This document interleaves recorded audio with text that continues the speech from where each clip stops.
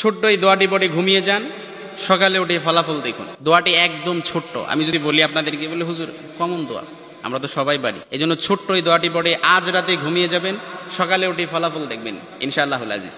আপনি মাথা থেকে বোঝা নামিয়ে ফেললে যেরকম হালকা হয়, আপনি এরকম হালকা মনে করবেন।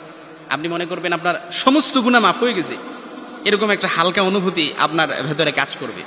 খুশি যেন মনে হয় না? এজন্য আমরা যদি ছোট্ট এই দোয়াটি পড়ে আজ রাতে ঘুমাতে পারি, সকালে উঠে ফলাফল দেখব ইনশাআল্লাহুল আজিজ।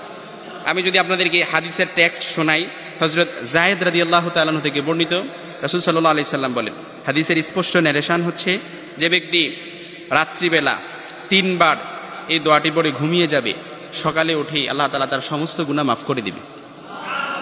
সুবহানাল্লাহ বাড়িতে যায় বললেন। এই জন্য আজ রাতেই যদি এই দোয়াটি পড়ে ঘুমাতে পারেন, সকালে উঠে ফলাফল দেখবেন ইনশাআল্লাহুল আজিজ। দোয়াটি আমরা সবাই পারি, তবে আপনাদের মনোযোগ আকর্ষণ, আপনারা একটু আমার দিক অ্যাটাচমেন্ট বাড়ান। আমি আপনাদেরকে বলতেছি, সবাই পারি, আমার সাথে একটু ঠোঁট মিলাবেন।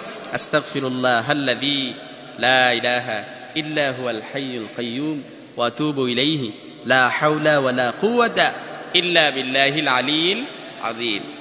এবার বলেন তো দেখি, কেউ আছেন কিনা যে একটু হাত তোলেন যে হুজুর এই দোয়াটা পারি না?